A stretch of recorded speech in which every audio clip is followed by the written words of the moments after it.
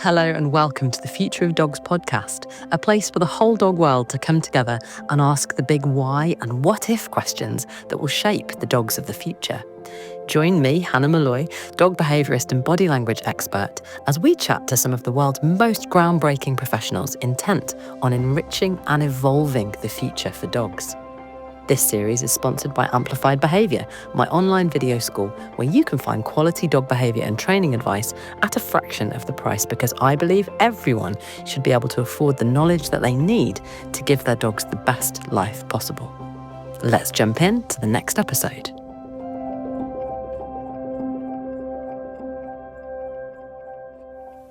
Okay, welcome to the Future of Dogs, and this is part 4 on the future of dog breeding, and I am very, very pleased to have back with us Dr. Rowena Packer and Dr. Dan O'Neill, royalty in the realm of dog breeding research and dog welfare. So thank you so much both for coming back. It's a real pleasure to be back for episode 2 of this session, Hannah. So exciting. So last episode, we were talking about extreme conformation, and we were talking about brachycephalic dogs. So those are flat-faced dogs. And we were really picking apart some of the issues. Do you want to just give us a sort of crib sheet? If we were to walk around the world and see if we can spot some of these problems, what would we be looking at if I'm a novice at dog watching? What am I looking for when we talk about extreme conformation? So what we're talking about is deviations from what a natural, typical dog might look like. So if you were to think about Jack Russell Terrier or Labrador Retriever, so 2 different size dogs, but you might look at them and say, well, those are kind of typical dogs. If you look for types of dogs that deviate markedly from those typical dog shapes, then you're starting to see extreme conformation. And it's everywhere. And once you start to look for it, you can't unsee it. So it's dogs with very flat faces. So French Bulldogs, Pugs, Shih Tzus. It's dogs with lots of skin folds. So again, those flat-faced dogs, but also dogs like Shar-Peis. You mentioned earlier Basset Hound that you had, Hannah. Yeah, so a lot of those have skin folds. It's dogs that are born congenitally with short or no tails, so born with, as opposed to mechanically having those removed. So again, it's those flat-faced dogs, French Bulldogs, Pugs, some Corgis as well. It's dogs with bulging eyes. So again, Shih Tzus, French Bulldogs. You'll start to see some of the breeds crop up a lot in these examples. So when we're thinking about extreme conformation, there's this concept of uni-extreme or multi-extreme. We have some breeds or types of dogs with just one main extreme conformation. So Rowena was chatting in the last episode about dachshunds, and that's quite apart from the fact that they're chondrodystrophic and they have this gene that makes them prone to disc problems. The rest of that dog is kind of doggy. Yeah, it's not that abnormal. Looks like a dog. It looks like a dog. Yeah, except that it has this horrendous lifetime suffering from back problems. And then we have other types of dogs we've invented where we have just kept on adding in more and more extremes. And these are the dogs like French Bulldogs, where they will have eye problems, skin fold problems, flat face problems, spinal problems, lack of tail problems, skin fold problems, and lots of other health issues to go with it. So essentially, once the listener here starts to look around, they will start to see extreme conformations all over the place. The sad thing is that kind of paints all dogs, domestic dogs, as being severely harmed by our humanity, our wish to own extreme dogs. And actually, there's lots of dogs out there that don't have extreme conformations. And the really sad thing is, for the last 10, 15, 20 years, we've kind of ignored those dogs that actually haven't got lots of real problems, and we've tarred all dogs with this extreme conformation issue. And I think that's probably a mistake by some of the breeding organizations and the vet organizations, that we haven't actually focused more and more on the positives and tried to promote the positive breeds. A lot of the effort has gone on to stopping people getting the severely affected breeds. But that's because the crisis is so huge on extreme conformation. And in Rowena, your any research thoughts on with that? Vet Compass, super quickly Yeah. here, Dan, because I think that's a really good point. It's like, what have you seen is a healthy dog? Like, are there people will always ask me, like, what's the best pet dog? What's the easiest to train? Like, Common what's the question. ideal, what's that like first time dog owner? Like, either of you feel free to answer, but what would you say is a healthy dog in this Well, generation? I'll jump in and then Rowena can jump in no. as well on this one. So I was in general practice for 20 years. This was a routine question. This was something you got several times a week. What dog should I get? And the reality is the UK Kennel Club registers 224 different breeds. Vet Compass has over 800 different breeds, because obviously there are lots of breeds out there that aren't recognized by kennel clubs. And these are the new breeds like cockapoos and labradoodles that we're inventing. So mankind's 800, that's appetite, huge. That's 800, yeah. That's crackers. And that list is growing all the time. Mankind's appetite for new types of dog is insatiable. And part of that appetite is driven by the comment I just made earlier, that we have really put out a lot of negative messaging about purebred dogs of breed over the past 10 to 15 years. And that really shouldn't have been allowed to happen. The powers that be, the veterinary organizations, charities, kennel clubs, really should have dealt with that at the time. But some of the defensiveness and protectiveness over some of the extreme breeds meant that it wasn't dealt with properly. And we've somehow tarred all of the previous traditional breeds, the ones we invented 100 years ago. So now mankind has started a whole new gold rush looking for new breeds, which, and Rowena may come back to that, at the Royal Veterinary College we're doing a lot of research on. So there are lots and lots of these breeds out there, but it's what we want as humans. And so long as those dogs vary just to a degree that doesn't affect their health and welfare, then that's not a severe welfare issue. Variation is absolutely fine. We have variation in humans. We can have populations of humans that are all happy and healthy, but we're different heights and different body builds. That's absolutely fine. The issue is when the extremeness becomes so far away from a typical dog that you get health and welfare issues. Rowena, any further thoughts? No, I think the concept you're saying there is that thinking of things as a spectrum. So I think we have often thought about, we're very black and white as people, aren't we? We like to categorize, put things in buckets. They're good breeds, they're bad breeds. And we're often asked, so what breeds wouldn't you definitely get? And I think that concept Dan said there of the kind of multi-extreme dogs, that's the confident place where I think there should be more people, organisations, advocates within the dog welfare sector who can put their head above the parapet and say, you really shouldn't buy some of these breeds where they have collected multiple mutations, where it's very unlikely they can get to the normal lifespan of a dog in the UK, potentially 12 plus, and B, even if they live that lifespan, have a healthy lifespan free of disease. So thinking back to my PhD, where I was looking at the kind of quantitative links, so putting numbers on body shape and where the risk changed, I looked at 3 specific disorders during this time. So airway disease, so brachycephalic obstructive airway syndrome, so the kind of poster child of extreme conformation, or the consequence of extreme conformation of dogs that have inherent challenges with breathing normally because of their abnormal anatomy in their head and neck. Corneal ulceration, so painful loss of the outer layer of the eye, that is often a recurrent problem, often with dogs that have a more bulging eye conformation. And then disc disease, as we talked about in your last episode, of this kind of explosive, painful disorder that can cause paraplegia.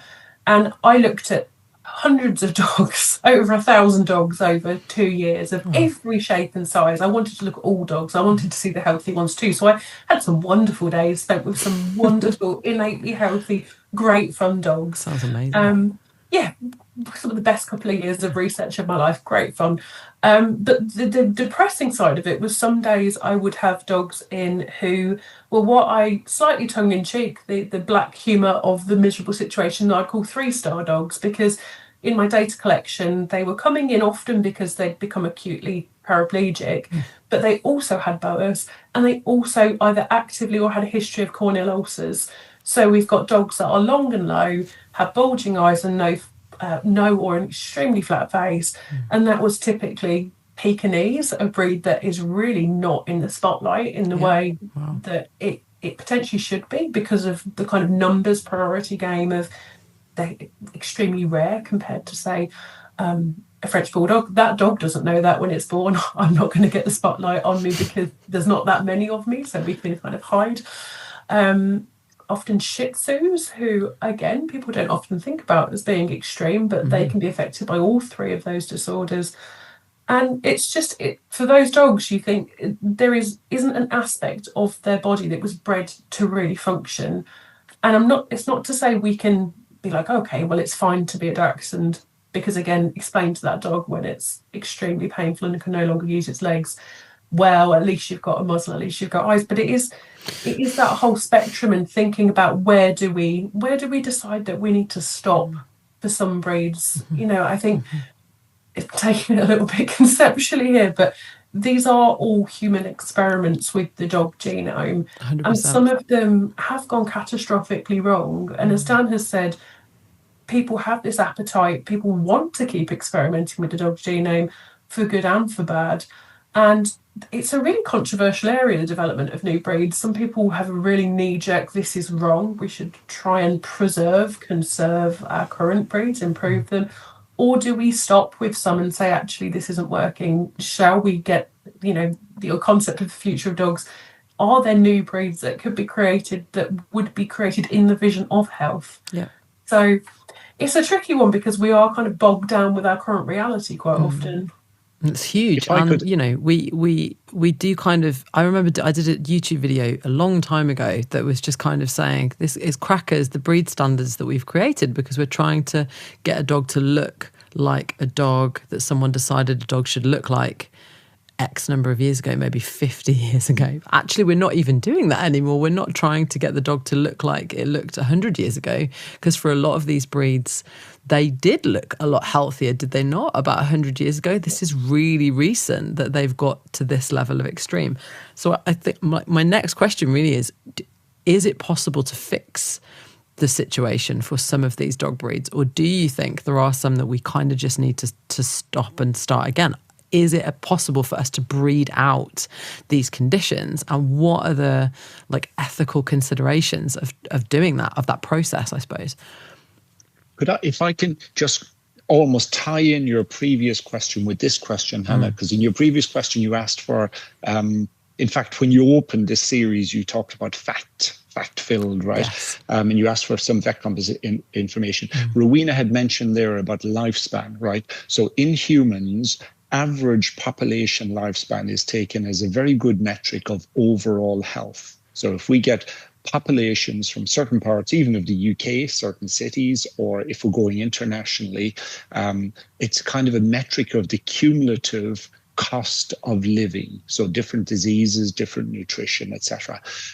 For dogs, the biggest part in the UK of the cumulative cost of living is the cost that's baked in from the moment we decided what sort of dog it was going to be. Would it be an extreme dog or not?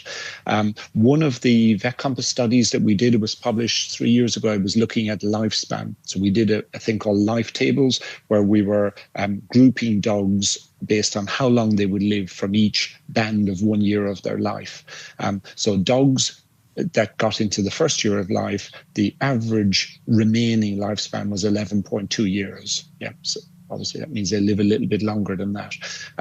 But we then looked at the lifespan across the 18 most common dog breeds in the UK. That was because we numerically had a lot of power to do that. And that lifespan ranged from 12.7 years at the top all the way down to 4.5 at the bottom. Now remember, 11.2 is the average, right? Wow.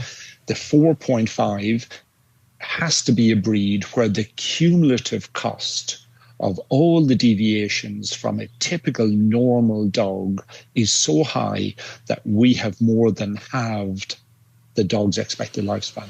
And that dog was a French Bulldog. Wow. So the French Bulldog was 4.5 years. The next two after French Bulldog were both in the 7.2 and 7.7 years. So they had lost a third of their lifespan, was the Pug and the English Bulldog. Gosh. So when you're looking for, you said earlier about how do we know what health is? Well, one way is to look at the evidence for the absence of good physical health.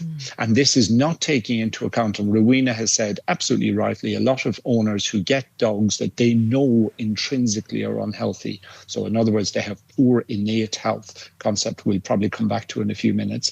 The owners are confident, comfortable that they can compensate for that. They can make up for these deficiencies in the dog's anatomy by the love they give and the extra care. And as Rowena says, the wipes they're using for the skin folds, and I can keep my dog inside on a hot day so we don't, if its face is too flat, we don't get those risks, etc., etc., etc.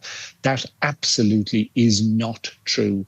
These dogs are losing between a third and a half of their lifespan because of their condition.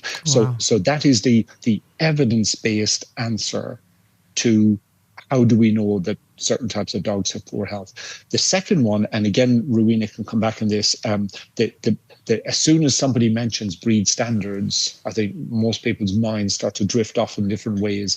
The breed standards, for anyone who doesn't know, the breed standard is a written description of what the breed should look like, right? Now, the fact that breed standards change over time shows that this is just a human invention. We've just made it up because we have different breed standards now to 20 years ago, to 40 years ago, to 50. They change all the time, which means there is no right answer. It's just current fashion and current belief. Second thing is that the breed standards are meant to be used in show judging. Most show judges judge to the standard that's in their head anyway. And the same bunch of dogs at successive dog shows, different ones will win depending on who the judge is. So in other words, it isn't about a breed standard per se, it's about our human perception. And the third one is that most people who decide to go out and buy a dog of a certain breed will never have looked at a breed standard, but they will all believe they know what it says because they're deciding what the breed standard is based upon their mental conceptualization of what that dog should look like. And a lot of people will be able to say dog A is a Labrador Retriever, dog B is a Golden Retriever. I know that because they have different breed standards, even without ever reading them. And then the final question you had said was about fixing the dogs. The kind of loop, and this is a problem that humanity has been in for the last 20, 30, 40, 50 years, has been that we've been trying to fix dogs to make them healthy, but still look the same as they currently do. And there's a whole series of concepts that we might hit later on that Rowena and I have been trying to break. And that is a concept that needs to be broken. Fixing doesn't mean creating healthy versions of what we currently have, because if what we currently have is extreme, it is impossible to get a healthy version. That is absolutely impossible. So all these so-called health tests for dogs that are extreme, to maintain them as extreme, but healthy extremes, is a complete fiction. It's just not possible. Though, isn't it? I can see the inherent attraction of that to breeders who their whole life is entwined with a breed. And even for your casual owner who has, acquired a breed, say a Frenchie, has completely fell in love with it, has got another, it becomes such a part of their identity that the idea of their future dogs and the future of their breed not looking like the dogs they currently love is just such a massive barrier to get past. But it's been such an appealing concept. And I always talk about our ambition for the dog's health and breed health. And I think, and it feels slightly sanctimonious, but I feel like the ambition for how much healthier some dog breeds can be in the future is really watered down by the current reality of how many health issues they have and how wed people are to the current standard and the current kind of potential health they have in their breed. This is where we get that baked-in acceptance of really high risk, high prevalences of disorders that are utterly preventable. And I think that word preventable needs to enter the conversation more because we've made an active choice to create these 225 recognised breeds, these 800 plus potentially internationally recognised or new concepts of breeds. And we can decide at any point to stop and move on. Like it's not conservation. We're not talking about the giant panda. We're talking about recent human constructs. You'd never know that. Sometimes You it would feels like never that. know But it's that. like, no, But save yeah, the Frenchie. it's It's very like, but the Frenchie's unhappy. What do we do here? we made them. We've made them in the current image, and it's really tough to try and get across that we don't need to put all our efforts into trying to fix something that we have so much evidence to say is broken. It is that human factor that flavours all of these attempts to mitigate these problems, whether it's creating new surgical or medical techniques to try and palliate against the issues that they have, whether it's trying to create new health tests, disorder tests, to pick who are the better ones of what might be quite a poor kind of standard of health overall, but it's that constant striving for, well, they're the best of what we've got. But it's not. We have a huge gene pool of dogs across the world. Each breed has its own, potentially unique issues, some very few. And actually unlocking all of those beautiful genetics in other breeds by using methods like outcrossing. The Kennel Club has done a lot of press this week, so in August, about the Leogen project, which is trying to counteract the lack of genetic diversity issues in the Leonberger by outcrossing it with, or crossbreeding it through with, the golden retriever from guide dog line, so beautifully healthy lines. And it's trying to go back. It's literally back to the future here. It's saying, what were we doing not so long ago to revolutionise the health of a breed if we see that it's in trouble? And it's that challenge of being trapped in recent history that I think is a major barrier here.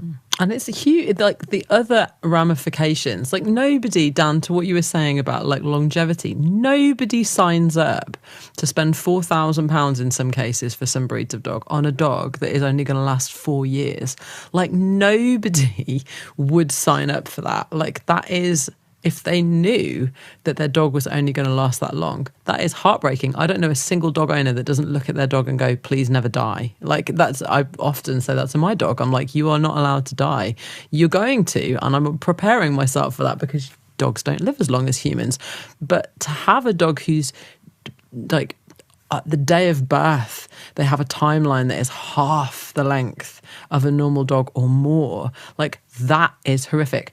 And there's so many other consequences, aren't there? Like I was speaking to vet Scott Miller at an event that we were at last year, and I said, what's the biggest issue that you have had? Like, what's the one thing that you would change? I love this question, in the world of dogs. And he said, brachycephalic dogs, because I did not sign up to be a vet to give dogs nose jobs. And I was like, wow. Yeah, right. That's a lot of time that you're spending just fixing a dog's ability to breathe, when actually there's so much more that vets could be doing.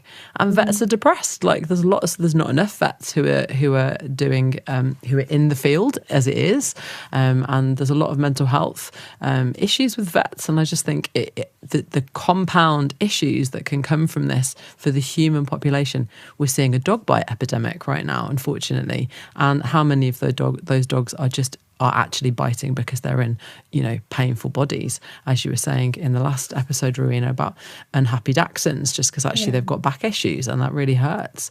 And for some people, the animal welfare argument, like we're in our little bubble where animal welfare is at the heart of all of what we do, where for other people that doesn't work so much as a lever for change. Where if we think about the human side of things, you've mentioned for the owner, they are setting themselves up for predictable heartbreak in a very short time period.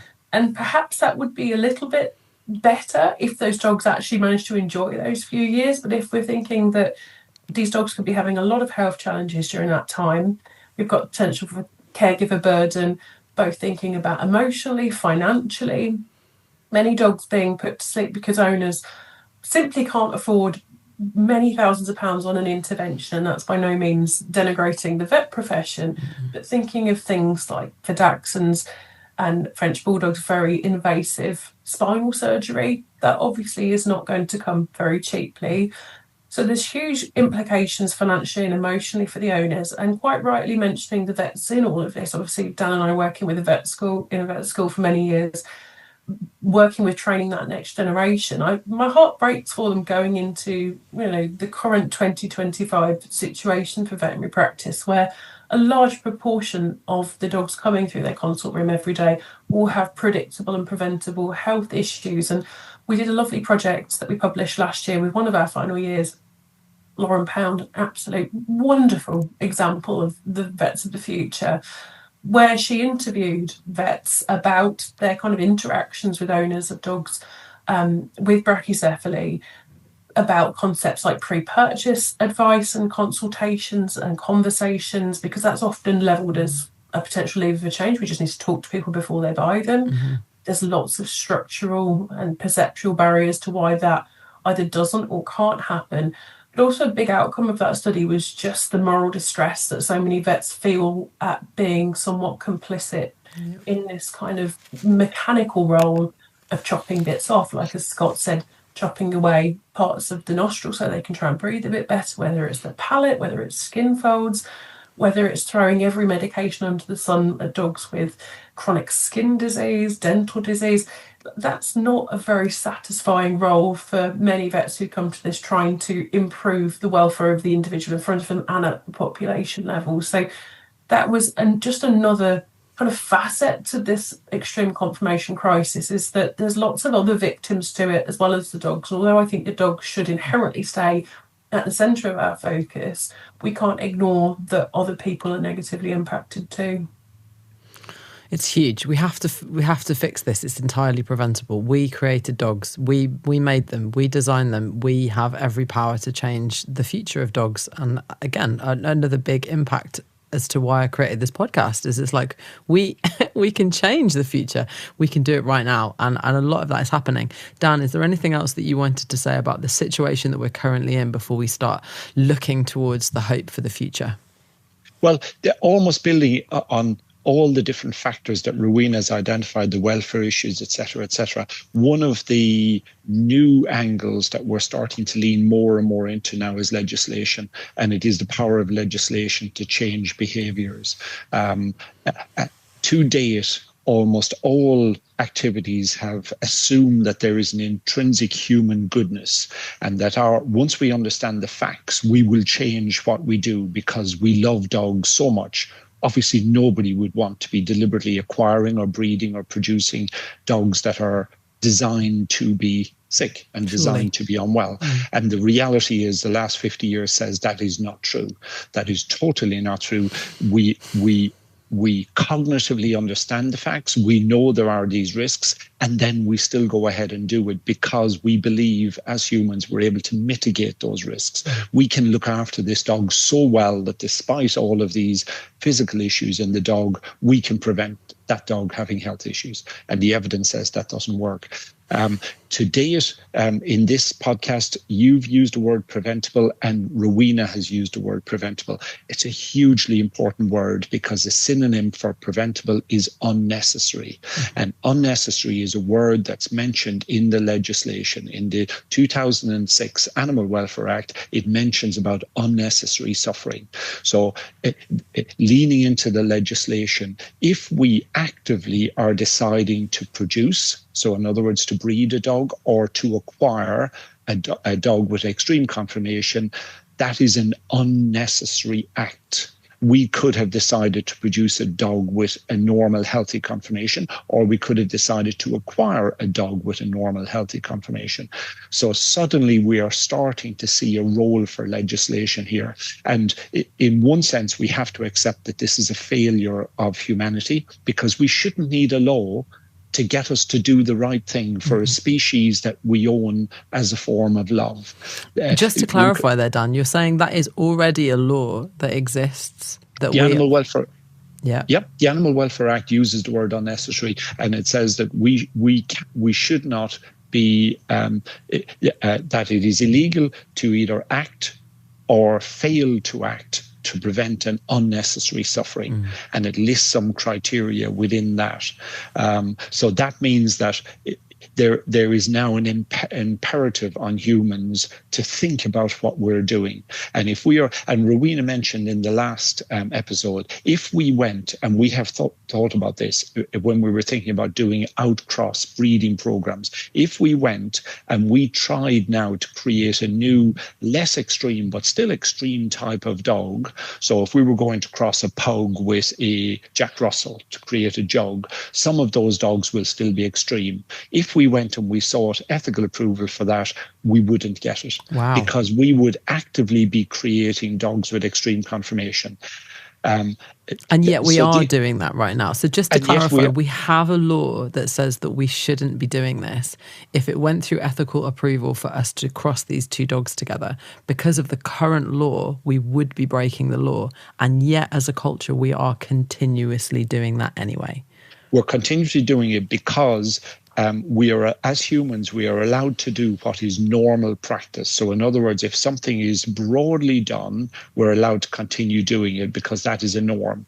But if you actually stop and question it and seek ethics, then you will get a different answer. Wow. And this, it is a real challenge. So it does mean that legislation now starts to have a role to play here. And that legislation, the power of that legislation, to my mind, isn't just the legislation itself, because in the UK, there is very, very, very little enforcement of current legislation. The power is in something called social license to operate. And that is where there is a widespread awareness of what the legislation says. There is a widespread awareness of what the legislation means. So not just the words, but what it means in terms of how we should behave. And then society starts to judge. And we can see this in action with a piece of legislation such as using plastic bags, reusable plastic bags, or smoking in certain areas, or even speeding or drink driving. You don't necessarily need the police to be policing those activities. Society will start to police them because it's no longer socially acceptable to behave in those ways.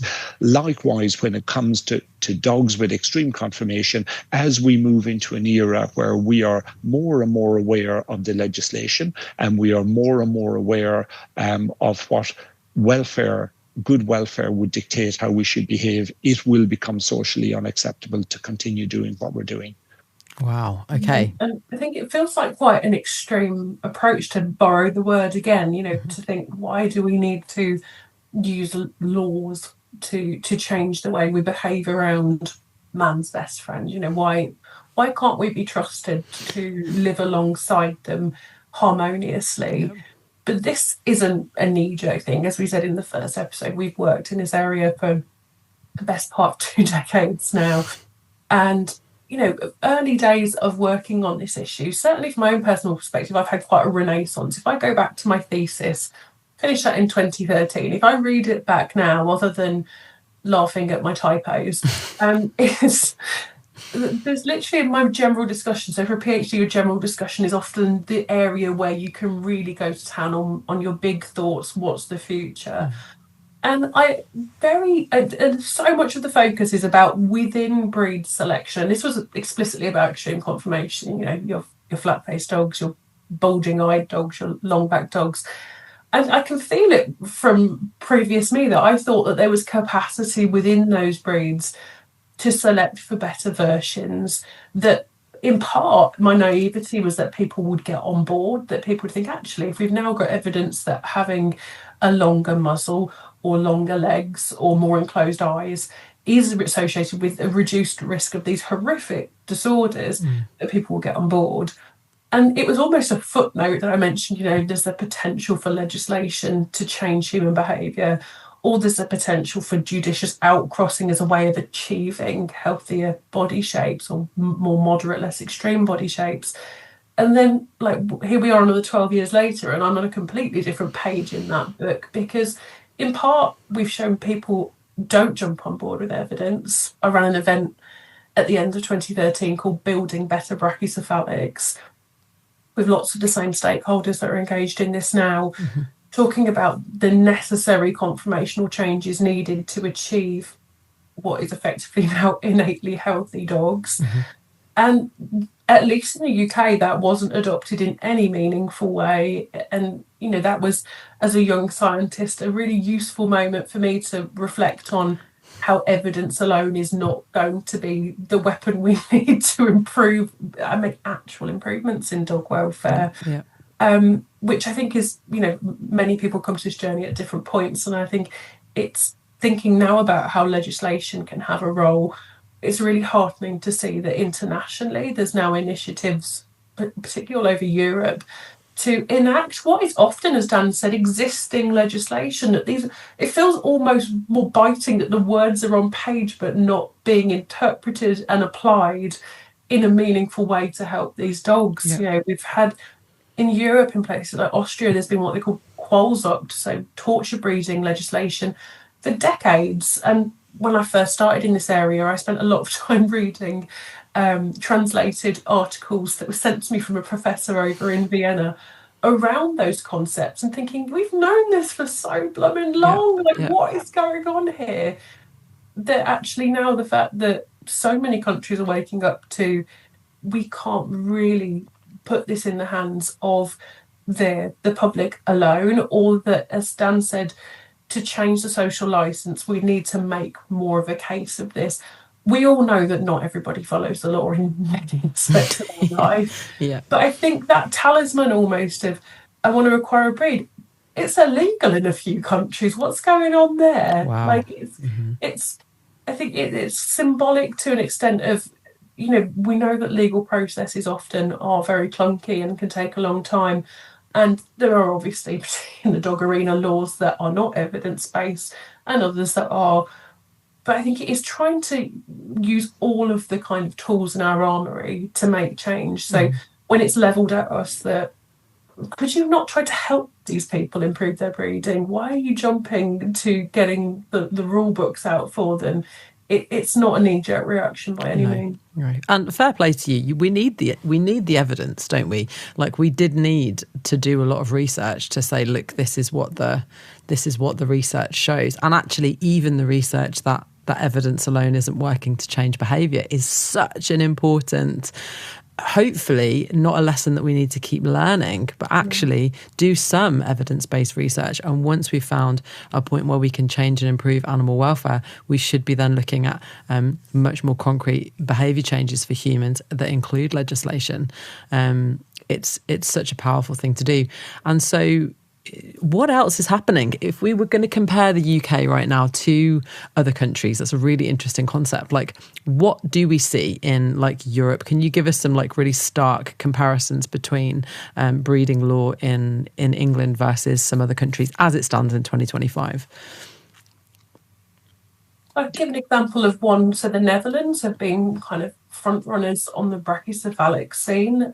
So I mentioned from my own PhD work, was a bit of a damp squib in the UK, but a group of vets and scientists at Utrecht were commissioned to write a report for the government around how do we tackle extreme breeding, particularly in light of brachycephalics in the Netherlands, and pulled together lots of the literature. This was during the pandemic, so I had lots of odd Zoom and Teams chats with them about interpreting some of the data that I generated with this concept of healthy conformational limits.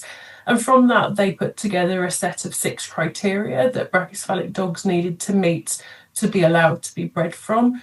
And again, I often get the kind of accusation that I'm just obsessed with the flatness of the face, but by no means was that what I found during my work. It was the flatness of the face, but also the thickness of the neck, the bulge, the exposure of the eyes, the presence of nasal folds. So they created 6 criteria and then put that out there as there's the potential to outcross. So if you breed with a dog that doesn't have those criteria, then that could be illegal mating. That wasn't up. There was the uptake for there was tumbleweeds, which is a real shame, because that's probably the only way out to have dogs that look remotely like the current breeds, the current kind of cherished body shape, but have a much better overall health profile, a much overall lower conformational disease burden. So they've now gone through to a full kind of trying to ban breeding, trading, and are even now contemplating ownership. This is a really tricky one, of course, to get through Parliament. Each Parliament has its own quirks and features, and the degree of evidence needed is really tricky. And you're completely right there, Hannah, that generating evidence is not just for the end user, it's for all of those potential players within that whole arena of dog welfare. But that's been a really useful example of trying to implement research in practice, and also the hiccups where people go, well, I don't like that. And I think, Dan obviously can talk about the UK situation now, and I'm, as a human, just constantly fascinated in how receptive are people to the kind of information we put out? Are there major stumbling blocks if people do just have I don't like that. I don't want to change my ways because of that, which is such a powerful force, unfortunately, in our world, and it's trying to overcome that. So anyway, that's just one example, but go ahead. I think right across Europe, there's lots of other examples. Netherlands just seemed to be ahead of the curve in some ways. Norway had a really high-profile court case that Rowena was involved with as well, which was focused on English Bulldogs and Cavalier King Charles. That one, as a wonderful example of how the courts flip and flop, and it depends on almost which way the winds are blowing, which results you're going to get. It went from both breeds being banned to neither of them, and then ending up with Cavaliers being banned and English Bulldogs kind of being given a certain number of years to tidy up their act. Germany has brought in their, Rowena said the word in Austria, but Germany also is using Qualzucht, but they have different areas within Germany that have all interpreted the same legislation differently. So within the same country, we have different interpretations of the same legislation. So it really is incredible how many different ways and approaches are being taken. Denmark is currently bringing in legislation as well. Most of the legislation across Europe is based upon veterinary assessments. So still looking at the world, and I'm a vet, so I can say this, still looking at the world through a vet eyes. In the UK, we are currently trying a very different approach, similar idea. Extreme conformation, but trying to do a very different approach where we're opening the power up to the people who breed the dogs, produce the dogs, and also to the people who acquire dogs. So trying to take the requirement for veterinary input out of the equation. Because there aren't enough vets in the UK. Vets are stretched too far. And B, it's kind of missing the point. The point is we're trying to change what's happening between the owners and the breeders' ears. We're trying to change what's in their heads. And that means we need them to think about the decision, not just be given a result. So in the UK, we're basing a lot of this on the innate health concept, which is a concept I've been building, working up at the RVC for the last 5, 6, 7 years. So simple in a way, so simple. Essentially, it just says that any dog should be capable of performing all the functions that a natural, normal, typical dog would be able to do for its age. So it's so obvious, but yet, and Rowena's already said some of these, dogs without a muzzle, without a nose, can't breathe properly. They can't sleep properly, they can't exercise, they can't cope with the heat. So these are dogs that are physically incapable of living a normal, natural life. Dogs with bulging eyes can't blink properly. That means they can't spread tears over the front of their eyes. That means they're prone to getting dry eye, getting eye ulcers. And we know that the cornea, the front part of your eye, is exquisitely sensitive. So that means these dogs will have a lifetime of pain.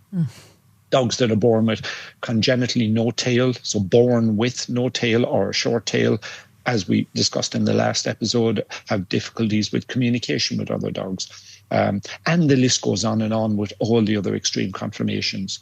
So in the UK, working with APPG, which is the all-party group on animal welfare, so working with a group within the parliament, if you like, but not necessarily dictated by the current government.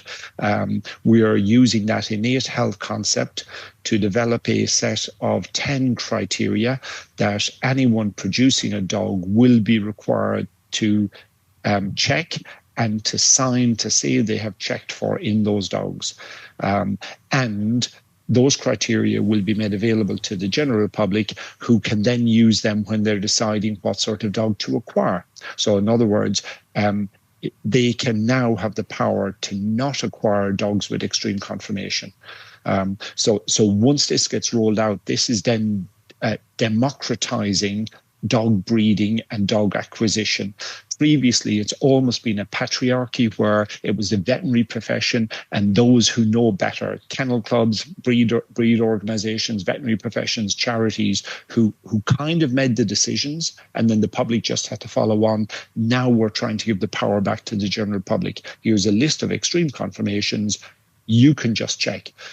And there is skin folds, there is short legs, there is the ability to turn around and lick the dog's backside. These are all core innate health criteria. They're built into UK law. The 2018 layer regs, so licensing of activities involving animals regulations, says that no dog may be kept for breeding if its phenotype, so its physical shape, its genotype, so its genetic makeup, or its physical health, so its current state of clinical health, if any one of those three has a negative impact on the health and welfare of the breeding animal or the offspring. So since 2018, it has essentially been illegal to breed a dog with an extreme conformation in the UK. Mm-hmm. And it's as simple as that.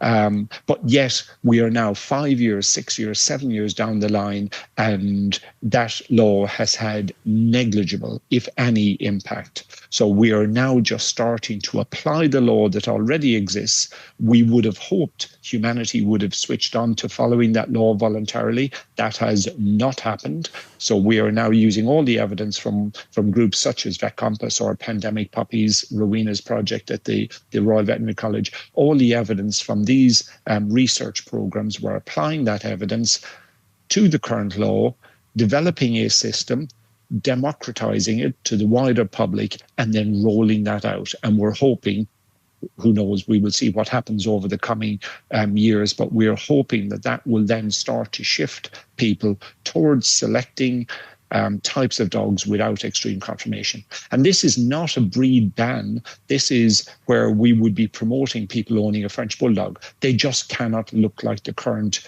mental model we have of a French Bulldog, with a flattened face and skin folds and bulging eyes and no tail, because those are extreme conformations.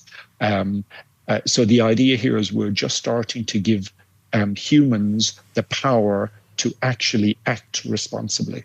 And that's so the cool. The current UK Act. And it's a There's strong some appetite for that there as well, as Dan just said. It's partly how fixed is our mental image of a particular breed. And we know there's some breeds that we probably think of as more cookie cutter than others, where, you know, I've spent a huge amount of time measuring many dogs. I could pretty much predict what each part of a pug's skull would measure. Where if I had a lot of other breeds, including breeds like bulldogs, there would often be some inherent variation, not just gender based, but that there would be a lot of different proportions and general sizes. And we just finished some research published a few weeks ago about the public's perception and desirability of different levels of extreme in our three big poster child brachycephalic breeds, so our bulldogs, our pugs, and our Frenchies.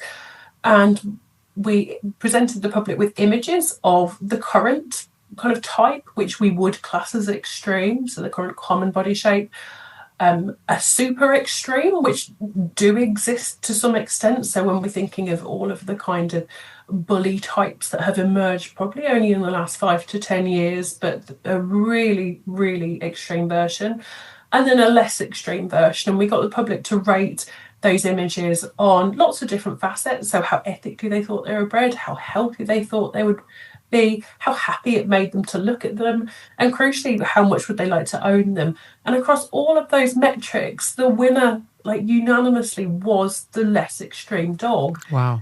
So there is appetite out there for these less extreme versions, but the kind of elephant in the room is that to get from the current extreme to the less extreme, there needs to be some more drastic action than just more within breed testing. In terms of the phenotype, there aren't so many of those dogs out there that would fit with these with the less extreme model, and from Dan's Innate Health point of view, that would reach the threshold that they would tick those criteria as passing those areas of that assessment. But as we've said over and over, we've got 800 different types of dog out there. We have the world of variability to play with. Yeah. So being stuck in this mental box of, but it can only be another dog of the same breed that's also registered, that's got a few generations of pedigree. We just need to shake off those shackles because they are completely self-imposed. Yeah. And for the dog's sake, and as we've said from the human aspect, for our sake, that transition doesn't have to be that dramatic.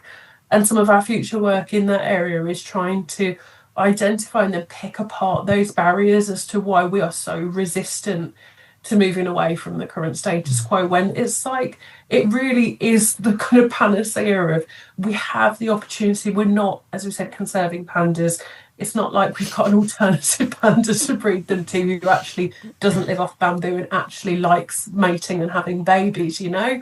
We've got a lot to play with in the dog world. It's true. So, you know, I that's again another aspect of hope here, is that potentially the tide is turning. And bringing back to your point earlier, both of you, around there's loads of really healthy dog breeds out there, innately healthy dog breeds, and we flock to some of them. You know, it's great that we have such a love of Labradors and Cockers and Springers that are consistently in our top 10.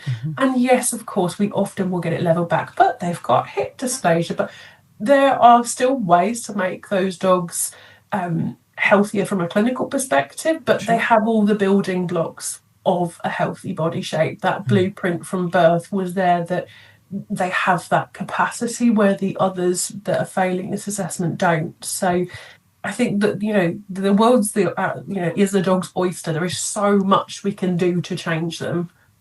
It's amazing. And it's so much of that is about choice, isn't it? Like, I can't buy a straight banana in the supermarket because they're all banana shaped. That's the only shape of banana I understand. But you can get a straight banana. They exist, you know. I just don't ever get an opportunity to buy them. And I think there's so much there, isn't there, when we look at our owners and they trust their breeders. They do. They go, well, it was a good breeder. I asked all the right questions, and it seemed to be, I didn't know that these feet were turned out at the bottom. I didn't really think to look at that.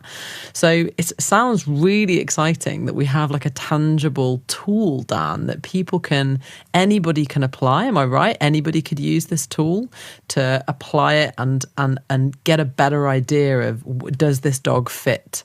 When we talk about innate health, that's another word I'd like you to just unpick there, because as Rowena was saying, just because they are physically healthy doesn't mean that just because they're shaped a certain way doesn't mean that they are physically completely healthy. There might be some genetic disorders, and there are lots and lots of different pedigree dog breeds. But what do we mean by innate health, Dan? Is it just to pick that one word apart, because we've used it a lot already? Okay, so really good. So just to clarify on the first point, the answer is yes, those criteria will be made publicly available. It's, to be honest, you almost don't need to wait for the tool to come out. It will be an app, it will be a website. It is as simple as looking to see if the dog has an extreme conformation, if the dog has skin folds, if the dog has a congenitally absent tail, if it's got bulging eyes, if it's got a flattened face, and a whole series of other criteria like short legs. That dog has an extreme conformation. Ideally, a person considering acquiring a dog should acquire a dog that doesn't have any of those. Right. So, your second question was innate health. So health is something I've spent years thinking about. So obviously, while I was in general practice, and then for the second half of my career in academia, health historically has been considered as a clinical issue. So health was defined as an absence of clinical disease. Now, this is something that is entrenched in our belief, and it's entrenched in the whole veterinary concept. And it's something I have a huge issue with, because animals that we test for clinical disease, we accept that they're unhealthy. That is absolutely fine. The problem is we assume that the remaining ones are all healthy. And the current model, you'd said about owners asking the right question of their breeders. Well, they're asking the right questions that have been told to them to ask, but they're actually probably the wrong questions in the first place. So they're asking the right questions about, Rowena mentioned hip dysplasia. So there is a scheme for hip dysplasia. So we can test dogs for hip dysplasia for breeding. That is told to owners as a right question to ask. But just because a dog has a result that seems good on some screening test for hip dysplasia, that doesn't mean the dog is healthy. But the assumption is that it does. We've done a health test and the dog has passed the test, therefore the dog is healthy. That absolutely is not safe logic because there are so many issues with dogs. So essentially we have clinical health, which is the presence of a disease, and we can test for disease and we can say dogs have diseases. We know they by definition are unhealthy because they have a disease, but we cannot say that all the ones that haven't got a disease necessarily are healthy. Then we have a new concept, which is the innate health concept, which is conformational health. So this is whether the dog has the capacity to live a full, normal, typical dog life. So is the dog's conformation allowing the dog to do that? Mm-hmm. If we have a dog with very shortened legs, so dwarfism, or a dog with a very flat face, or a dog with bulging eyes, even if that dog does not yet have clinical disease, that dog is conformationally unhealthy. Mm-hmm. So we have now expanded, innate health has expanded the concept of what is health away from just clinical disease to actually the physical shape of a dog. And suddenly we are now seeing the world through a whole new set of eyes, where any dog that doesn't have a muzzle, a nose it can breathe through, or doesn't have eyelids that can cover fully over its eyeballs. In other words, the eyeballs aren't bulging so far out of its skull that it can't blink properly, or doesn't have a tail it can wag, or doesn't have a spine that it can bend. All of those dogs are conformationally unhealthy, mm-hmm. and none of them should be considered as healthy. And that's innate health. That's fabulous. And, you know, it's crazy that we need that pointing out, but it is one of those things, isn't it? I know when I train dog trainers and I'm teaching them about loose lead dog training and how to get a dog to walk on a loose lead and the difference in body language between a dog on a loose lead versus on a tight lead. And then suddenly they're like, oh my gosh, all dogs pull. And I'm like, I know. All you can see now is dogs in serious distress, like, because they're constantly on these tight leads. But once you see something, I think you really can't unsee it. And that's such a huge and important point for us to get to, is to give people the tools to be able to actually see what we've just been blind to, I think, for so many years. And so that blindness is everywhere. I mean, Dan mentioned before the Norwegian court case that I was involved in, trying to ban breeding of the bulldog in Norway or enforcing outcrossing to restore their health. One of the major factors that fell down on was that the judges at multiple occasions, so this went through 3 cases going all the way to the Norwegian Supreme Court, was that they felt that the breeders were doing enough by just respiratory testing these dogs. So as Dan said, this kind of clinical model of disease, they were saying, well, you're picking out the ones that are most affected and you're not breeding from them, you're not reporting that you're breeding from them, and that shows that you're doing enough. And my entire till I was blue in the face argument in that court was centering around the innately unhealthy body shape of the bulldog from head to tail, that you can't just look at their breathing in isolation and feel like you've ticked that health box by running that dog for 5 minutes and deciding whether it's got significant clinical airway disease. But that wasn't an effective argument in that court on that day. So that is a real kind of baked in mantra across the world, that so long as people are doing something to detect current disease, that's enough for you to sign off dogs as being healthy and legally bred. So that's something we just need to be conscious of, is that this is a paradigm shift, and some people will very much think that this is being very dramatic and that some of these dogs that don't meet with the innate health criteria can be healthy, but it's not understanding that underlying concept. So I think, I'm still immensely positive, I keep saying. Come on. If you believe me. But there's hills to climb perceptually in terms of actually the world is not based on, has your dog ticked a few boxes of genetic or phenotypic screenings that sign them off as healthy. And you only need to spend 5 minutes on any of the common puppy platforms to see that health testing is used as a marketing tool left, right, and centre, often for spurious genetic tests that are either diseases that don't exist in that breed or are vanishingly rare. And when we think about welfare priorities, they shouldn't be anywhere near the top of people's decision making about what puppy they buy. So there is a big kind of, there's a shift that's needed, and again, all these things are long games, but I think Dan's estimation of 20 years, I think that's, you're giving everybody a fair shot. Come on. I think that's reasonable. Yeah. And I think 20 years is reasonable. Yeah. In fact, it seems like a very long time for humanity to switch on to something that actually we probably all intrinsically know, but we just don't want to accept. Your comment earlier, Hannah, about once you see something, it's very hard to unsee it, I think is huge. A lot of this is trying to translate science into public messages. And certainly with the innate health test, that's what we're doing. We're trying to use the tool to get the public to apply the different criteria and essentially then to think about it. The other examples of trying to do that, following on from Rowena's comments there about respiratory function grading, is some of the position statements we've put out. During the pandemic, I was walking, obviously suitably distanced, with a friend who was listening to me rambling on about dogs with brachycephaly and noisy breathing and the suffering. And their comment was that, well, that must be extremely rare because they see loads of dogs in their locality that are flat-faced and none of them have noisy breathing. So I said, really? Okay, let's think about this. The next 5 dogs we pass that have flat faces, let's see if they have noisy breathing. And he said, none of them will, because I'm out and about here all the time.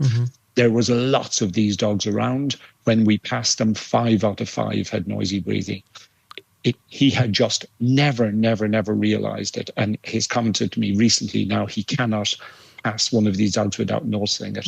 Based on that, within the UK Brachycephalic Working Group, we then put out a position statement that states that flat-faced dogs at rest or with light exercise that have noisy breathing is never normal, is never acceptable, and those dogs are suffering. That same position statement, identical, I have then put through the International Collaborative for Extreme Conformation. So that is now worldwide. Come on. And the idea of this is trying to get the general public to have a tool that enables them to see suffering in action. And every flat-faced dog that they are seeing, that they might think that this is cute when these dogs are, that this is a cute, normal, natural thing for flat-faced dogs to do, now have an international statement to say that this is suffering, this is visible, in fact, audible suffering in front of them. And this is trying to get the shift in mentality away from that noisy breathing is normal just because it's common to actually it is suffering and it is still common. And therefore, we need to do something about it. So that's like snoring videos, like social media, any of the silly videos that we see of dogs Falling like asleep, snoring. sitting up, scratching bums on the lying floor, on their like backs. normalisation. We see that, don't we? Loads of bulldogs just like on their back to sleep or sleeping with a toy in their mouth. And that's because they can't breathe, right? It's because they can't breathe.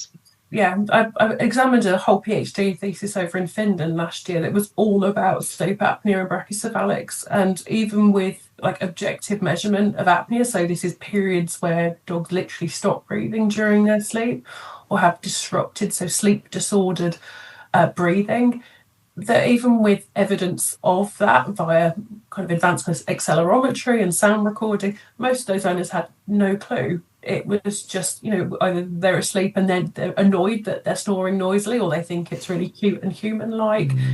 But you must have it all the time working with behaviour, Hannah, but anthropomorphism, so this projection of human feelings and states onto dogs, is their worst enemy in a lot of the areas around extreme conformation, because with some of our previous research on brackies is people just love how clownish they are, how funny they are. And some of those aspects are these kind of what they might think of as physical foibles, but it's actually, as Dan said, it's just straight up suffering. But it's really hard for people to admit that to themselves, because if it's their own dog and they absolutely love the bones of them, it's a really hard mirror to pull up and go, oh, actually, they're not having a good quality of life here, and I'm laughing at it. Like, that's a whole process for people to go through. And certainly we've met people who've gone on that journey and have just changed their ways and have said, I can't keep owning breeding dogs that have this. But that's not a simple emotional kind of switch. And again, a hugely powerful thing that people could be doing right now is calling it out in places like social media, isn't it? Like, that would be really powerful. I know I've seen so many, the ones that really get me for some reason, well, the ones that, you know, the happy dog, you know, the happy, he's a happy dog, he's a happy, it's a really, really popular soundtrack. And it often came with a dog whose back legs were like bouncing. And I mean, I'm not a vet, but there's so many things, like the ways that I've seen dogs going downstairs. People are like, he can't make it down the stairs. And I'm like, that's because he's got a spinal issue. Am I right? That's what we're seeing in lots of these videos. Yeah, all the abnormal gaits, I think, are kind of fair game on social media. Like the dogs who have cerebellar problems, so are wobbly, or have a very stilted, we said a very fixed gait. And I think that's probably another area really exploring what is a normal gait for dogs, because we know dogs, depending on their shape and size, do move in different ways, and there's lots of nice work out there on biomechanics where you think if that's underlined by painful hips, spines, like, we are laughing at pain, and I don't think many people would be happy to do that if they knew. And I must say, I mean, Dan avoids it where I can't help it. Every time we put out a new research, or if we have any kind of press on anything, straight to the comments, just my And actually, in the kind of past, as you said, 50, 60 years of working on this issue, it is really heartening to see more support comments over time of people getting behind and saying, oh, it's great that we now know this, or calling out, you know, sometimes you will see a post straight on WhatsApp to share to all the right people and going, somebody needs to jump on this, get it down. And actually, more often than not, there's been a backlash already from some of these posts. So I do think we're not starting at the very beginning. You know, I think there has been some change. It's just, in an ideal world, those posts wouldn't go up to start with. Exactly. We can see it, and it just wouldn't happen. That's one of the first things that got me into animal behaviour. Actually, was being at school watching this video of a polar bear, and he was dancing to like a drum and bass theme, and he was like, bow, bow, bow, bow. And I laughed, and then I was like, but why is he doing that? Like, and it's just that, it's that first question of like, yeah, but why? Once you start asking that why, it really does change the world. Our whys and our what ifs, like, they are so powerful to go, that is an animal trapped in captivity that is not able to do its normal behavior patterns, and it's crazy and it's really unhappy, and I'm not going to laugh at that anymore because that is a sad animal. Super powerful for all of us to experience. So I'd love to just really quickly, I know I've kept you guys and we could talk about this for forever, but I just wanted to go through this new tool and what that looks like in terms of rolling it out. And also just quickly mention that, well, I know this is a show about dog behaviour, but it's actually, extreme conformation is not just about dogs. There's lots of other species of animal that experience this, right? Please do throw me some names of some maybe cats or maybe other species that you know experience extreme conformation, so that we can be looking for those too. But talk to me, Dan, about the process. We're going to have this tool. Anybody can access it, and we're going to do the test ourselves when we go to buy a dog. And then what happens? Like, is there a process after that? Is anyone going to come knocking on our door if we buy a dog anyway? Like, what happens once we've done this sort of assessment tool? So it's a really good question. So the tool, so Innate Health is a concept, and it's being applied by lots of different groups. One of those groups is APPG. So this is one application of that tool. The idea is that the APPG version will have 10 criteria, pretty much all the ones we've said about the flat-faced and the bulging eyes and the lack of tail and the dwarfism. It will initially be aimed at people. I use the word producing. I know you use breeding as your word. I think breeding is a laden word. It implies that there is some active, really concentrated plan on which animals we're going to put together, what we're going to produce. I have a feeling most dogs are just produced. They're produced to meet a market need. So I think production is a better term. But essentially, this tool is aimed initially at people who are keeping animals for breeding and need a license. Licenses are required by people. There are certain rules if you're breeding more than 3 litters per year, or if you meet certain criteria. It's called the business test, one of which is turning over, making more than £1,000 a year. So essentially, which is arguably most people who breed dogs, right? Because they're being sold for a lot more than that. Exactly. Yes. So the initial rollout of this will be a soft launch. It will be voluntary, and it will be where anyone who should have a license. It doesn't matter whether you actively have a license or not. It's whether you should have a license for breeding. Will complete this online. It will be an app, and they will score their breeding animals from 10 criteria. Legally, you cannot keep animals for breeding if they have any extreme conformation. That's already a law. That's currently the law since 2018. That is currently the law.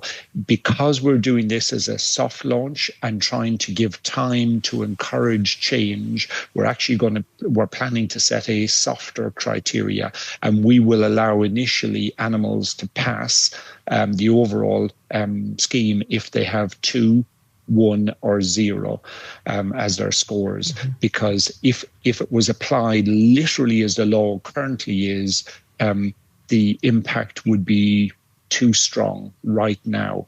And that's actually been a very difficult decision for us, because technically it means we're allowing animals to be bred with extreme conformations, and we're allowing animals to be bred technically against the current legislation. However, the second part of this is where the tool will be used by owners to help them decide which animals they decide to acquire. Now, that's where we're hoping that this will be a much more powerful tool, in that once owners are aware what is an extreme conformation, and that by definition, extreme conformations means their animals are either guaranteed to suffer or have a very high probability of suffering, we are hoping that the demand for extreme versions of dogs will rapidly drop. And therefore, that's why I'm using the word production very carefully. And therefore, the production of extreme animals will drop. And therefore, over time, regardless of what criteria we set, if there is no demand for extreme conformation dogs, then there will be no or very little production of extreme conformation. And this is where earlier in this episode and in the last episode, I was talking about legislation. The legal aspect's important, but it's actually the social license to operate and the social effects that's much more powerful. So that's Innate Health, and that's the initial all-party group plan. So just to clarify, Dan, we've got a test.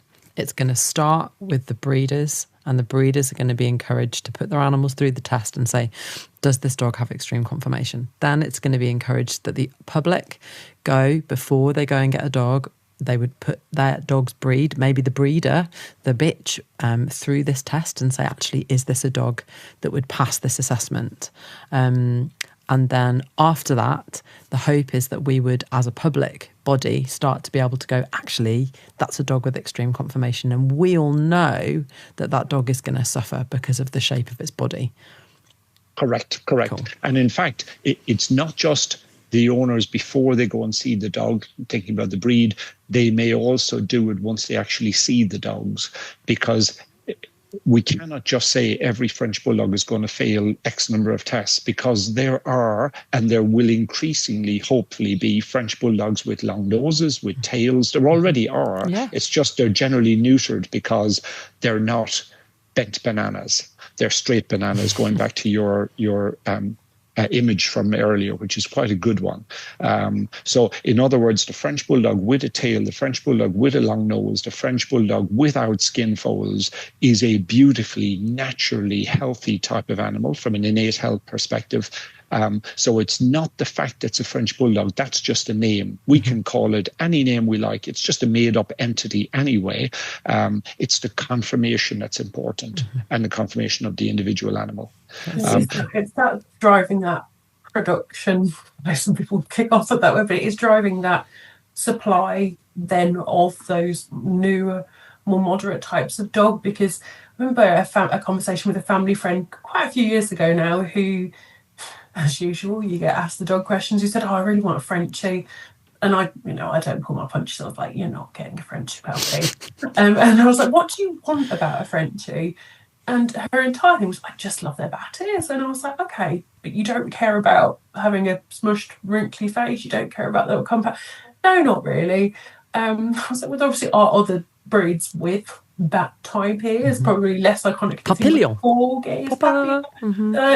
Again, there's some challenges, not so much with papillons, but maybe more with corgis.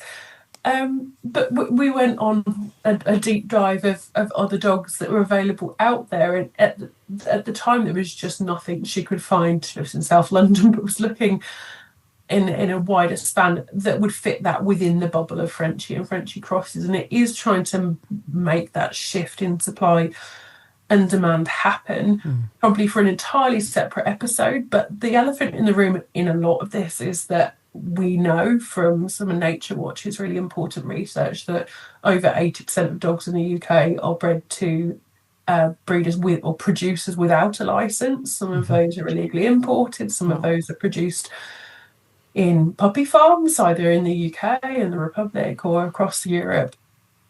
And similarly, they respond to demand by what they supply. And it's a really tricky situation because we're thinking about shifting the dynamics of a big, messy, and sometimes illegal or immoral system. And it's not to say we're ignoring that amongst all of this. We're not assuming that everybody who produces dogs is that archetypal kind of cottage breeding industry, or somebody who really loves a particular dog or breed. It's a really complicated and really tricky to kind of influence system. But I think if we can get through to the public to change the way that they buy, both in terms of body shape and early life experiences and origins of the dog, there is so much potential to improve the dog market. And again, I know people hate the word market, but we're starting at a pretty low bar right now. And there's a long way to go. And I always am hopeful that the fact that we love dogs so much would fuel that. But I think it's just pointing people in the right direction, which I think the Innate Health tool can do for the conformational side of things. And we've got a whole way to go in terms of helping people identify and acquire dogs from only legal and welfare focused breeders. But there's probably another 20 plus units to get on board with that too. But and this is the thing with responsible dog ownership, isn't it? And something that we're going to continue to explore throughout this series is that we had a meeting recently with some stakeholders to say, what is responsible dog ownership? What does that mean? We haven't really defined it, and I think this is the difficult thing when we if we're a bit averse to laws coming in and controlling our behaviour, which I get. Look, if it came to speed cameras going through a vote, none of us would have voted for speed cameras. We wouldn't have done it. We'd have been like, no, thank you, that's a lot. But how many lives have they saved? And I really feel like, when it comes to responsible dog ownership, we can't be held to a higher standard if we haven't set that standard in the first place. And that's never more prevalent than in dog breeding, right? If we don't have a bar, then how are we expecting people to meet it? So thank you so much for working as hard as you both have to get to a point where we now have a bar, at least a starting point. I know there's going to be lots of people screaming at their podcast going, what about other health conditions? And I hear you. And behaviorists going, what about temperamental health? Like, I would love to encourage and increase that conversation around, breeding emotionally healthy dogs, because we know that breeding a dog aggressive female is more likely to produce a dog aggressive puppy. That's just true. And we would love to start seeing some of that pull through into breeding too. But what a wonderful place to start with this tool. And thank you so much for creating it. And we can't wait to see how it impacts. Before I let you go, can you tell me, just shoot off another couple of species or types that you see extreme conformation in as vets and researchers in the field that aren't dogs? So I'm gonna make an opening comment on that. Rowena can then come in on the ones. The first thing is that the easy answer to which other species have extreme conformation is any species where humanity has decided it's a companion species. Mm-hmm. And this is the lunacy, the absolute madness of companion animals within our human psyche, is that our love of them means that we select them, and generally we're selecting towards extremes. So you can pretty well look at any companion animal. The ones that are production animals, so not kept as companions, common sense prevails because they have to produce. That means they have to give birth, they have to survive long enough, they have to produce wool, milk, meat, whatever it is, and therefore you don't really see extreme conformations because there is a financial imperative and a survival and a production imperative on those animals not to be extreme. But humanity is rich enough that we can afford to keep companion animals that have poor health, intrinsically poor health, because they're just companion animals. They don't have to produce. And their role in our lives is to make us feel happy. And as Rowena said earlier, and you said also, if looking at their suffering makes us happy, then they're wonderful companion animals. There is a whole psychology that says that cute is sadism. And much of the factors that we find as cute really is us just being sadistic, looking at suffering and finding it humorous. So to get the ball rolling on other ones, we have cats, and we're currently doing some work on cats with Cats Protection, trying to do a similar approach to what we've done with dogs. And we have a number of breeds of cats that are defined by extreme conformation. So Munchkin cats, which are dwarf versions of cats. We have Scottish fold cats with osteochondrodysplasia. That physically it looks like it's just about folded ears, but actually they get horrendous joint problems and horrendous pain. We have Sphinx cats, which is a proper breed. And, you know, it's a formally recognized breed, but these cats are hairless. When we did the equivalent lifespan study to the one I was talking about in dogs, it was Sphinx cats that had the shortest life expectancy of all the cat breeds in that study. So again, there is evidence that extremeness is associated with very short life. And we can go on. If we look at popular goldfish, for example, we will see, you know, goldfish with big bubble eyes. You know, we have deliberately selected for mutations for the abnormal that we find fascinating and cute, but from the animal's perspective is just hell to live in. Rowena, other examples? No, I was just going to say, I think cats are taking that spotlight at the moment because we appear, at least superficially, to be seeing a demographic shift away from your bog standard delightful moggy to your more pedigree breeds. And I think I'd be interested to do more work on the generational shift there, because I, about 10 years ago, did a few studies on cats, brachycats, around the human side of things, like the health side of things. And we found that they were less preferred generally, the more moderate looking cats, and it was more older people, where I think it looks, at least from a kind of lay of the land on social media, that there's more young people coming to pedigree breeds of cats for the first time. And our rule of thumb, we looked at conformational indicators of airway disease in cats, which obviously manifest quite differently to your snoring, snorting, exercise intolerant dog, because cats are inherently often more sedentary, or their activity is out with the home environment. And looking at their faces, and this sounds ridiculous, it's their nose, so their kind of nose either equal or above their eyes. Now, cats should not have nostrils. They shouldn't be anywhere near their eyes, really. I don't know where both my cats have gone in this moment. They're not willing models.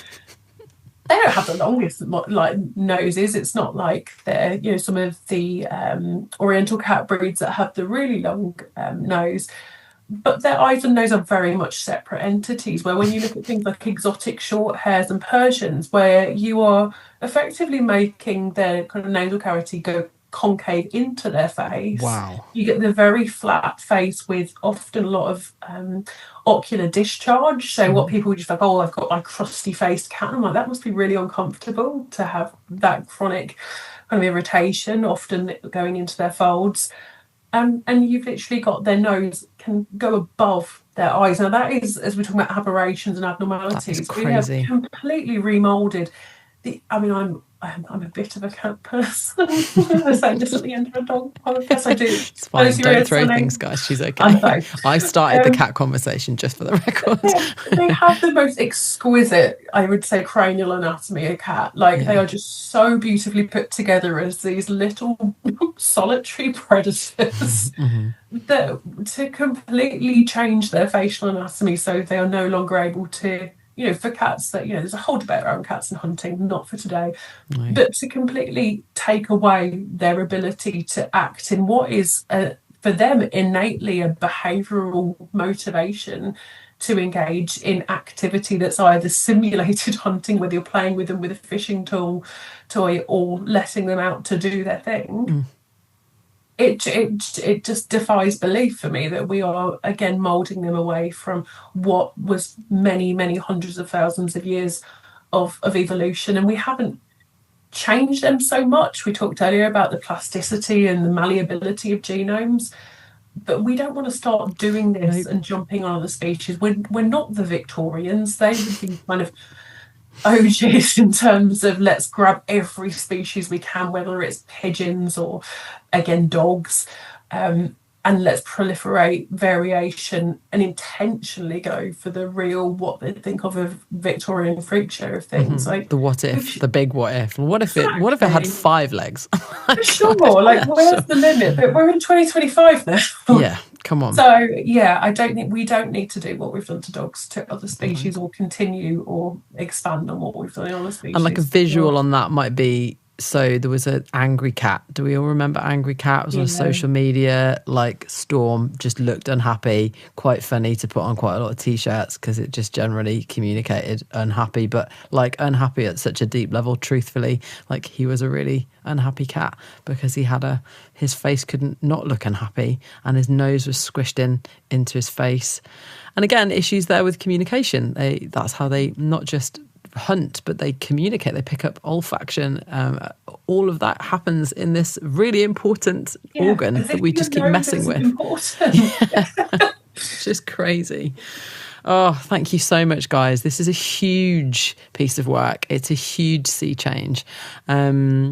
I wonder if we started right at the beginning of the episode, in our first episode, I asked you what your what if would be. So I wonder if you would both close this epic 2-part conversation about dog breeding with your individual what ifs. Dan, do you want to start? Okay, let's start. So what if? So for me, what if is almost a sliding doors. Remember that old film, Gwyneth Paltrow? Yeah. So in other words, a sliding door, if we had a different universe, and if we could turn the clock back 150 years, the sliding door moment is that we decided that we would look at dogs in terms of their breed. But that was just an invention of a certain small segment, very rich segment of society that owned kennels and wanted to promote breed as a way of looking at dogs. A sliding door moment, what if, would be if instead of that, we had decided we would think about dogs as conformation. So we wouldn't think about dogs as breeds, but we would think about dogs in terms of their face shape or their spine length or their overall size. That would have made life so much easier, because now we would see dogs in terms of what their physical changes are, as opposed to seeing them in terms of some imagined concept. So the French Bulldog or the Neapolitan Mastiff, it suddenly becomes a thing. Instead, we would see dogs with extreme skin problems or extreme spinal problems. And that would be my lovely what if. And interestingly, that's the what if I think when I predicted in 20 years' time, we will look back and think, what are we doing now? That's the what if I think will come to pass. In 20 years' time, we will be seeing dogs as conformation. We will look back at the current time when humans cannot help but see dogs as breed. I do it all the time. It's kind of a little fun experiment. When somebody tells me they have a dog, I say, what type of dog do you have? And I'm hoping they will tell me it is a naturally healthy dog, or it's a dog with a long tail, or it's a dog with a long nose. invariably It's a brown they tell me dog. the dog's We like a that. brown dog. Yes, exactly. But invariably they tell me what breed it is. So that's my what if. My what if is where I think we will get to in 20 years' time when we talk about conformation, and that's how we see dogs, and that we get to a point when cute becomes innately healthy. In other words, physically normal, as opposed to cute at the moment, which is not always, but often physically abnormal. It's a very small and easy to achieve what if, of course, isn't it? Yeah. It's amazing. It's amazing. Go on, Rowena, what's your what if? My what if's probably a bit more sci-fi off the wall, but mine would be, what if you woke up tomorrow and had 24 hours living in the body of a dog with an innately unhealthy body shape, with extreme conformation. And I'm saying 24 hours because I want to include sleep in that too. If you woke up the next day as a human, would you still make the same decisions around whether you would own, repurchase, or even if you don't own, support or not actively advocate against the breeding of those dogs? I think just being able to, we always talk about, walking in somebody else's shoes. I think experiencing life as these dogs, suffering in plain sight, I think would be a valuable experience for all of us. Thank you. Thank you both. It is clear, this is a contentious conversation. It's a big area and people have big feelings. I know my grandma bred bulldogs. My first dog that I owned was a Cavalier King Charles Spaniel, both of which have huge health issues in this generation. And I know that for some listeners, they'll be going, oh my gosh, they're trying to stop certain breeds of dog from existing. But I think it's very clear from my perspective, and I'm sure from the perspective of our listeners, that you and everyone who's been working in this sphere are absolutely focused on the health and happiness of dogs. Like, that's what we're in this for. We want to see the next generation of dogs born into healthy bodies from day dot. And yeah, just on behalf of everybody, thank you so much for all of the hard work that you've both put in and I know will continue to put in until this shift is taken. It's been taken. And thank you so much for giving us this time today. Lovely. Thank you very much for having us on, Hannah. It's been a real pleasure. And hopefully we can come back and give you more updated and better news as time goes by as well. And thank you for everything you're doing in your podcast. 100%. I'd love to have you on. I'd love to, like, in a year from now, we'll do series 3 and you'll be like, oh my gosh, the change that has occurred. That would be super. Well, thank you so much, guys. Well, have a wonderful rest of your day. And this has been the Future of Dogs podcast. And we were looking forward to seeing you for another episode very soon. And that's all for another episode of The Future of Dogs. Big thanks to our sponsor, Amplified Behaviour. Your host and producer is Hannah Malloy. Technical direction, audio and video producer is Mark Goslett. And the graphic designer is James Whipps.